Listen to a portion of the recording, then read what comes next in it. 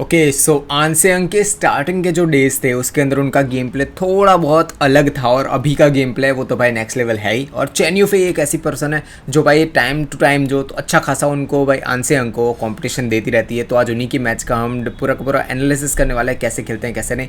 भाई पहले लाइक करो ताकि और लोग भाई जो बैडमिंटन के लवर्स हो उन तक पहुँचाए, और कमेंट में लिख दो आपको कौन सा पार्ट बेस्ट लगा और कौन से क्वेश्चंस हैं आप सारे कमेंट बॉक्स में लिख सकते हो। और वीडियो शुरू करते हैं और इसके एनालिसिस शुरू करते हैं। और पहली जो चीज़ मैं आपको बताना चाहता हूँ वो है, देखो शुरू करते हैं। इसके अंदर आपको एक चीज़ पहली फोकस करनी है, जैसे जब भी आप मैचेस देखते हो किसी भी पर्सन की, जैसे अभी आनसेंग और चेन यूफई की चल रही है, अगर आप मैन सिंगल्स देखना चाहते हो तो कोई भी पर्सन की है, तो भाई कैसे रैली को आप देखते हो कैसे नहीं देखते वो चीज़ को हम डिस्कस करने वाले हैं। पहले देखो स्टेपिंग कैसी है।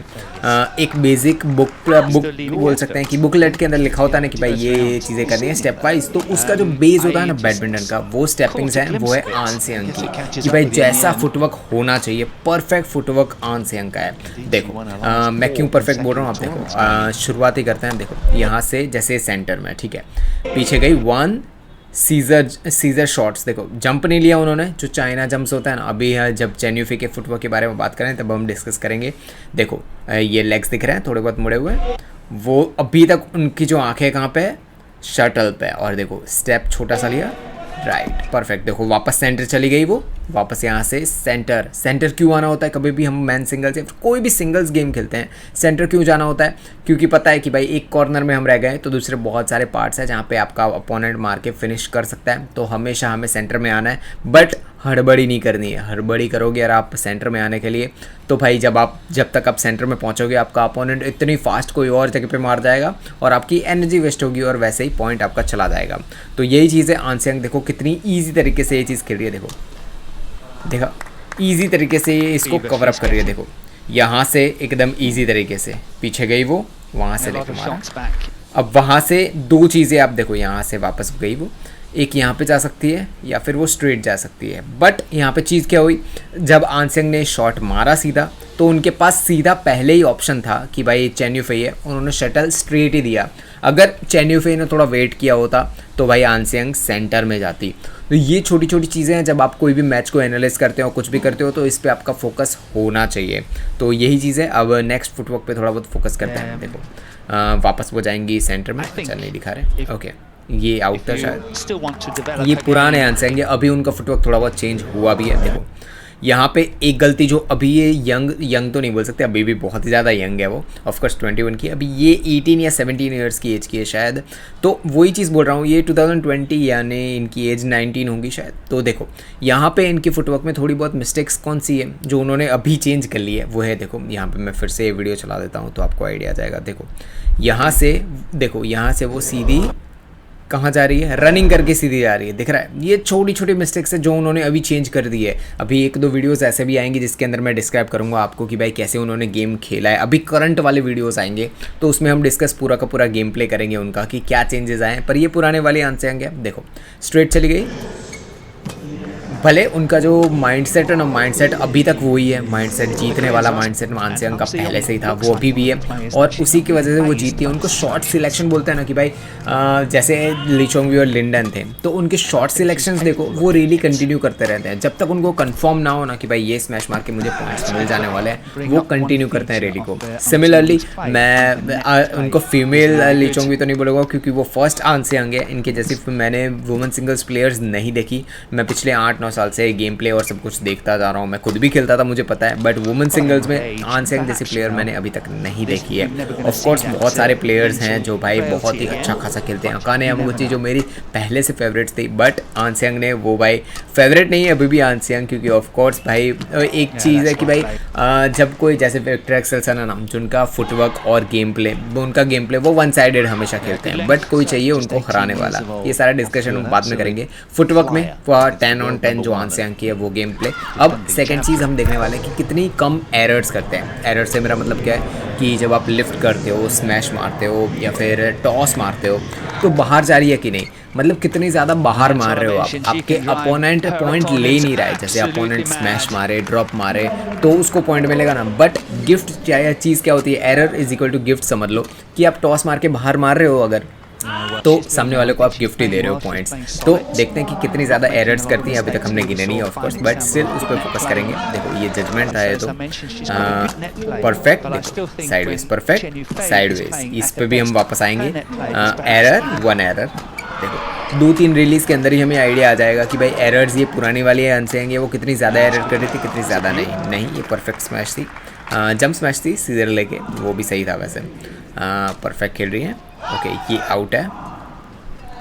देखो सेकंड चीज़ ये लिफ्ट एरर्स वाला तो ऑलमोस्ट कम ही करती है आंसियांग, इसीलिए जीतती है। एक चीज़ जिस पे मैं आपको भाई फोकस करवाना चाहता हूँ वो है कितने ज़्यादा शॉट्स। मैं थोड़ा बहुत वीडियो पीछे ले लेता हूँ ताकि आपको मैं क्या बोलना चाहता हूँ उस पर आइडिया आ जाए। देखो यहाँ से हम फोकस करना स्टार्ट करेंगे वापस। तो देखो ये कितने शॉट्स हैं जो वो कॉर्नर्स पे मारते हैं। देखो मैं पॉज करके बताता हूँ, ये है सेंटर, देखो कर्सर पे फोकस करो, ये है सेंटर, ठीक है। यहाँ से आपको ये आपका अपोनेंट है, ये आंसियांग आप खुद को समझ लो, ये अपोनेंट आपका अपोनेंट है कोई भी। तो आप यहाँ से कोई भी शॉट मारो, कहाँ पे मारोगे जहाँ से आपका अपोनेंट को टफ लगे। तो ये कॉर्नर्स है, ये कॉर्नर, कर्सर पे फोकस करो, ये फ्रंट वाला कॉर्नर, ये वाला कॉर्नर और ये साइड लाइन। मैं सिंगल्स की बात कर रहा हूँ, सिंगल्स में साइड लाइन सबसे ज़्यादा इंपॉर्टेंट होती है और ये साइड लाइन्स, ठीक है। तो कितने शॉट्स, कितने रिलीज आप साइडवेज खेल रहे हो, कॉर्नर पे खेल रहे हो, उतने ही ज़्यादा आपके चांसेस है जीतने के। तो हम देखते हैं कि आंसियांग कितने वो साइडवेज खेलती हैं या फिर ये सेंटर पार्ट बोलते हैं, ये कर्सर पे फोकस करो, ये सेंटर पार्ट बोलते हैं। अगर आपने सेंटर पार्ट में मारा तो क्या होगा, आपका अपोनेंट बहुत ही ईजी तरीके से आपके शॉट्स को रिटर्न करेगा और वो पॉइंट ईजी तरीके से ले लेगा और फिनिश करके वो जीत भी जाएगा। देखते हैं आंसियांग को जो गलतियाँ करती है कि नहीं करती है। देखते हैं कहाँ मारा उन्होंने, देखो कहाँ जा रहा है, परफेक्ट। देखो ये साइड लाइन मैंने बोला था, यहाँ पे आ रहा है शटल, जहाँ से चेन यूफे पकड़ रही है, साइड लाइन देखा, परफेक्ट, एक परफेक्ट। देखो ये फ्रंट में मैंने जहाँ पे बोला था परफेक्ट गया साइड में, यही चीज़ होती है। यही ड्रॉप अगर उन्होंने यहाँ पे सेंटर में मारा होता तो चेन यूफे जो अभी उनको दिख रहा है उनको स्ट्रेच करना पड़ रहा है, लंजेस लेने पड़ रहा है। जितने ज़्यादा लंजेस लोगे, आपको पता है अगर आप बैडमिंटन खेलते हो तो आपको आइडिया होगा, जितने ज़्यादा आप लंजेस लोगे उतनी ज़्यादा आपकी एनर्जी वेस्ट होगी और उतनी ज़्यादा टफ होगा आपको रिटर्न बैक करना सेंटर में, और आप शटल को रिटर्न नहीं कर पाओगे तो ऑफकोर्स पॉइंट आपका गया। सिमिलरली देखो साइडवेज अब कहाँ मार रही है, ये आउट गया, एरर हो गई उनसे, उनकी सोच ज़रूर थी। यही चीज़ के चेंजेस हैं जो अभी करंट वाली आंसियांग है ना, ये गलती जो आउटसाइड गया वो बहुत ही मतलब ना बराबर करती है।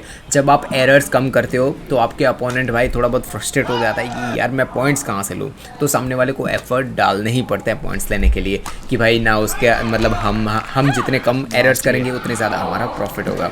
सेम चीज़ है कि आंसियांग को अभी टॉप प्लेयर ऐसे ही बनाते हैं जब उनका स्टार्टिंग पॉइंट्स है जैसे 16, 17, 18 ईयर्स के थे, तब की ही गेम प्ले के अंदर उन्होंने जो एरर्स हैं उनको बहुत ज़्यादा कम किया है और जो बैडमिंटन का बेसिक फुटवर्क होता है उस पर बहुत ही ज़्यादा उन्होंने फोकस किया। उनका बेसिक फुटवर्क है, कुछ बहुत ज़्यादा एक्स्ट्रा ऑर्डिनरी उनका फुटवर्क नहीं है कि भाई जैसे लिंडन, ली चोंगवी ये लोग थे ना, उनका फुटवर्क बोले तो भाई एडवांस था भाई। जैसे लिंडन को कभी आप फुटवर्क में खेलते हुए देखा है आपने, जैसे आप वो पानी की तरफ मूव कर रहे हो ना कोर्ट में, चल के जा रहे होते हैं सेंटर में, आपने अगर कभी भी कोर्ट के अंदर मतलब स्टेपिंग्स लिया हो और अब आपने खुद खेला हो तो आपको आइडिया हमेशा होगा कि कोर्ट के अंदर कितना ज़्यादा आप थक जाओगे सेंटर में जाने के लिए, सेंटर से साइड में जाने के लिए, मतलब लग जाएगी आपकी पहुंचने में। सिमिलरली मैं आपको यही चीज़ बोलना चाहता हूँ कि जब आप ऐसी गेम प्ले या फिर कुछ भी देखते हो तो ऐसी चीज़ पे फोकस करो। जैसे अब मैंने अभी फुटवर्क, रेली, ऐसे और डीप एनालिसिस आएंगे ज़रूर जिसके अंदर हम फुटवर्क के ऊपर भी जाएंगे, बट इसमें शॉर्ट में हम ये चीज़ पे फोकस करेंगे। अब हम जिस चीज़ पे फोकस करने वाले वो हैं चेन यूफे का फुटवर्क। चाइनीज़ प्लेयर की भाई एक चीज़ होती है कि वो उनका एक्सप्लोसिव फुटवर्क थोड़ा बहुत ज़्यादा होता है और वो जब साइडवेज पीछे जाता है ना तब वो थोड़ा बहुत जंप लेते हैं। ये चाइनीज़ फुटवर्क बोलते हैं ना भाई, वही चीज़ है कि आप उनका बेसिक एक थोड़ा बहुत अलग होता है। जैसे जापानीज़ फुटवर्क भी अलग होता है वैसे चाइनीज़ फुटवर्क भी थोड़ा बहुत अलग होता है। सिमिलरली देखते हैं कि चेन यूफे का फुटवर्क कितना फ्लॉलेस और इजी है, जैसे बेस पे है या नहीं। आंसियांग का फुटवर्क हमने देख लिया। सिमिलरली देखो सेंटर में आ रही है वो वापस, ओके यहाँ से जंप लिया, परफेक्ट, ये जंप था, ओके वो पॉइंट ले गई है। चेन यूफे थोड़ी बहुत बेटर है इस वीडियो मतलब गेम में, ये पुरानी गेम है। चेन यूफे थोड़ी बहुत पुरानी गेम प्लेयर है तो ऑफकोर्स वो आंसियांग जब यंग थी थोड़ी बहुत तो भाई अच्छा खासा टफ चेन यूफे है वो हराना उनको था। अभी तो भाई आंसियांग को हराना ऑलमोस्ट इम्पॉसिबल है। ऑफकोर्स कोई नसीब से कोई हरा दे तो अलग बात है। देखो यही चीज़ मैं बात बोल रहा था कि चाइनीज़ फुटवर्क में चेंज, यहाँ से मैं देखो फिर से आपको बताता हूँ। यहाँ से गई वो, देखो फिर से आएगा, देखो सेंटर गई वो, सेंटर में है, ठीक है। ये डिफेंड किया उन्होंने स्ट्रेट, परफेक्ट, बहुत इजी, ये एकदम सिंपल, किसी को भी पता चल जाएगा जो भी बैडमिंटन खेलता है उसको इस तरीके से आइडिया आ जाएगा। अब उन्होंने देखे वो पीछे आया, जैसे आंसियांग ने क्या किया था 1 2, यहाँ से देखो कर्सर पे फोकस करो, 1 2, 2 स्टेप पीछे लिए थे और उन्होंने मतलब शॉट को जहाँ पे मारना वो मारा था। क्या डिफरेंट चाइनीज़ फुटवर्क वाले लोग करते हैं, देखो मैं ये चीज़ देखो, 1 2 2 लिया ही नहीं उन्होंने, 1 जंप।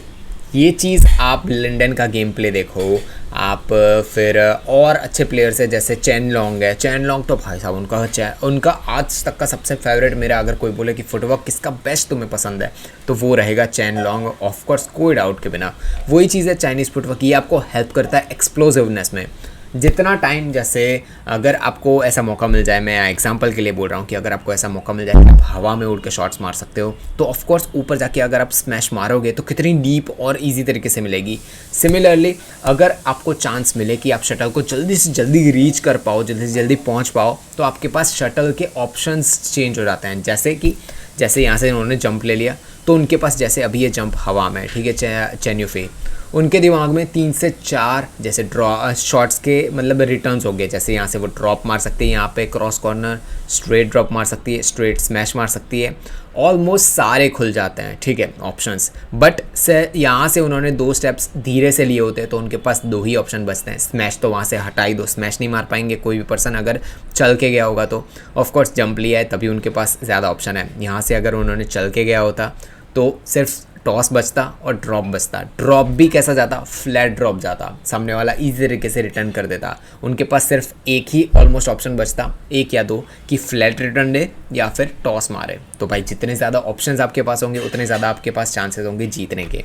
से यही चीज़ चाइनीज़ फुटवर्क में मुझे बहुत ही ज़्यादा पसंद है। बट हर एक पर्सन की ये भाई ईजी नहीं है, हर एक पर्सन ये चीज़ नहीं कर पाता है। मैंने चीज़ देखी है कि जब मैं भी ट्राई करता था, एक्सप्लोसिवनेस तो आ जाती है आपके अंदर, बट उतनी जल्दी आपका स्टेमिना लूज हो जाता है। तो कुछ ना कुछ तो लूज़ होता ही है। जैसे आप स्टेप्स लेके जाओगे ईजी तरीके से बैक कोर्ट में तो भाई आपका स्टेमिना ज़रूर बच जाएगा, बट आपके पास शॉट सिलेक्शन कम हो जाएगा। सिमिलरली जैसे जंप लेके जाओगे तो ऑफ कोर्स जंप लेके आप जल्दी तो पहुंच पाओगे, बट आपका स्टेमिना थोड़ा बहुत कम हो जाएगा। तो यही चीज़ है और इसी पे फोकस करना है। मुझे चाइनीज़ फुटवर्क बहुत ही ज़्यादा पसंद है, बट ये मैं तभी रिकमेंड करता हूँ कुछ लोगों को, मतलब जब मैं ट्रेनिंग करवाता भी था तब एक्सप्लोसिव कुछ प्लेयर्स होते हैं जिनकी गेम ही एक्सप्लोसिव होती है, उनका फुटवर्क ही एक्सप्लोसिव होता है। उनके लिए अगर आपका गेम जो डिफ़ॉल्ट होता है आपका वो ही एकदम फास्ट वाला है तो एक ही चीज़ आप कर सकते हो, एंड्योरेंस बढ़ाओ। आपका जो फुटवर्क है उसको भाई अगर फास्ट है तो, और थोड़ा बहुत स्लो है तो भाई ऑफकोर्स उसको आप थोड़ा बहुत आपके बोल सकते हैं कि जंप करो, और अलग अलग एक्सरसाइज होती है उसके भी वीडियोज़ आएंगे। बट यही चीज़ शॉर्ट में थी, उसके अंदर डिटेल में नहीं जाएंगे। अभी एक और चीज़ है कि एरर्स कितनी करती हैं चेन युफई, जैसे हमने आंसियांग की देखी थी वही चीज़ देखते हैं। ये तो एरर नहीं किया, ये वाला शॉट परफेक्ट था। जैसे फिर से मैं एक और बार बता दूँ, अभी 2 मिनट पहले मैंने जो चीज़ बताई, देखो यहाँ से ये वाली रेडी है शायद, देखो यहाँ से अगर वो चल के जाती हैं तो उनके पास सिर्फ 2 ऑप्शन है, टॉस या फिर ड्रॉप। अब देखो यहाँ से उन्होंने जंप लिया है, कितने सारे शॉट्स के ऑप्शन है उनके पास। यहाँ से वो ड्रॉप मारेंगे, अगर देखो आंसियांग रेडी है क्योंकि उनको पता है कि भाई चेन युफई ने जंप लिया है।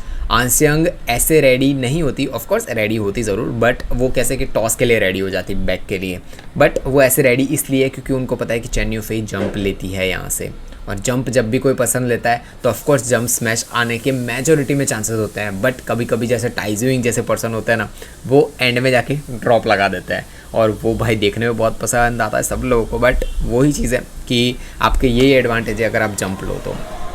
एरर्स कितने देखो, इजी तरीके से आपका अपोनेंट भागते रहेगा कोर्ट में, जितना जल्दी आप शटल को रीच करोगे उतना ही जल्दी आप पॉइंट्स ले पाओगे। एरर्स बहुत ही कम करती है, मैंने देखा हुआ है चेन युफई। बट 2023 की जो चेन युफई है उसके बारे में हम डिस्कस करेंगे, बट शॉर्ट में अगर बता दूं तो जब भी उनकी मैच आंसियांग के सामने हुई है मैंने देखा है कि 21 पॉइंट जो आंसियांग ने लिया ना, उसमें से ऑलमोस्ट मेजोरिटी 8 से 9 पॉइंट तो ऐसे थे जो चेन युफई ने खुद दिए हैं। वो भाई प्रेशर में आके दिए हैं, कैसे दिए हैं वो कुछ हम बता नहीं सकते भाई, वो उनके भाई अंदर माइंडसेट में चल रहा होता है। बट 8 से 9 पॉइंट अगर एरर में आप दे रहे हो तो भाई आप अंडर प्रेशर ज़रूर हो। ये सिमिलर चीज़ मैं ये वाली चेन्नई एफए जो अभी खेल रही है उसके बारे में, उनके बारे में ये चीज़ बता सकता हूँ कि वो एरर बहुत ही ज़्यादा कम करती है। वो चीज़ तो है, बट देखते हैं कि उनका गेम प्ले आनसियांग को हराने के लिए कोई तो पर्सन होना ही चाहिए, कंपटीशन होना चाहिए। जैसे हमेशा लंदन के सामने ली चोंगवेई थे, तो कोई ना कोई अपोनेंट होना चाहिए, तभी भाई वो होता है, वरना हमेशा की तरह वही चीज़ बन जाएगी। जैसे विक्टर एक्सेल्सन, वो जब भी कोई भी टूर्नामेंट खेल रहे हैं पता है सबको कि भाई वो ही जीतने वाले हैं, कुछ भी हो जाए।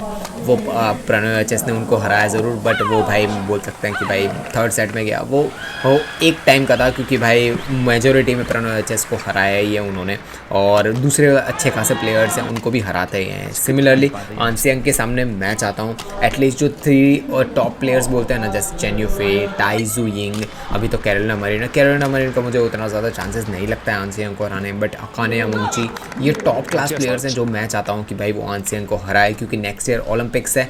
चांसेस 100% मैं बोलूँगा, 100 नहीं बोलूँगा, 99% चांसेस है कि गोल्ड तो आनसियांग का ही है। बट जो मैं चाहता हूँ वो है कि कुछ प्लेयर्स आए जो कंपटीशन दे, एटलीस्ट थर्ड सेट जाए। आनसियांग किसी को थर्ड सेट जाने ही नहीं देती है, और उसी का रीज़न है कि उनका स्टेमिना बच के रहता है नेक्स्ट मैच के लिए। और जब भी आप ऐसे गेम खेलते हो स्ट्रेट टू आपके अपोनेंट्स हराने का, भाई इससे यही मीनिंग है। अगर आप स्टेट्स खेल रहे हो, भाई कोई नेशनल्स गेम प्ले खेल रहे हो, स्ट्रेट टू अगर आप आपके अपोनेंट को हरा देते हो तो भाई फर्स्ट डोमिनेंस दिखता है आपका कि भाई कितना अच्छा खासा आपने गेम प्ले दिखाया है। सेकेंड थिंग है कि नेक्स्ट गेम प्ले जब भी आपका होने वाला है, राउंड ऑफ 32 जीते हो तो राउंड ऑफ 16 जब भी होने वाला है, तो उसके लिए आपके पास एनर्जी बची हुई है। थर्ड सेट जाएगा आप थकोगे, तो आनसियांग से ये सारी चीज़ें सीखनी बहुत ही ज़्यादा ज़रूरी है। इवन ये 18 और 19 ईयर्स की एज है, वो बहुत ही ज़्यादा यंग थी ये मैच के अंदर, मैं बताना चाहूँगा। आनसियांग स्टिल उनके अंदर जो माइंडसेट बोलते हैं ना कि भाई कितने भी सामने वाला पर्सन बहुत ज़्यादा फास्ट हो या फिर कुछ भी हो, वो हार नहीं मान रही है। ये चेन युफे है ना जो अभी खेल रही है, ये चेन युफे बहुत ही टॉप क्लास प्लेयर थी, अभी भी है ऑफ कोर्स, बट ये चेन युफे थी वो बहुत ही ज़्यादा एग्रेसिव और अच्छी खासी उनका गेम प्ले था। स्टिल थर्ड सेट जा चुका है, आप देख रहे हो 18, 11, 12, 13। सो आनसियांग का जो माइंडसेट था उसी की वजह से वो ये सारे गेम प्ले खेल रही थी, और जितना हो सके आप बेसिक पे जाओ। आनसियांग का फुटवर्क बहुत ही एक्स्ट्रा ऑर्डिनरी नहीं है, वो बेस खेलती है बेसिक, तो बेसिक पे फोकस करो और बेसिक शॉट्स जैसे टॉस ड्रॉप इन पे ज़्यादा फोकस करो। आपके कोचेस जब भी बोले कि 100 टॉसेज यहाँ से वहाँ उस कॉर्नर पे मारना है, तो आपका फोकस 100 पे नहीं होना चाहिए, आपका फोकस इस पॉइंट पे होना चाहिए कि ये कॉर्नर से उस कॉर्नर तक परफेक्ट कितने जा रहे हैं, 100 में से कितने आप 80 मार रहे हो, 90 मार रहे हो, वो चीज़ पर फोकस करना चाहिए। ऑफ कोर्स वो जीत गई, बट यही चीज़ है, आपको इन सब चीज़ों पे फोकस करना चाहिए, और ये मैच से आप जितना हो सके उतना ज़्यादा सीख सकते हो।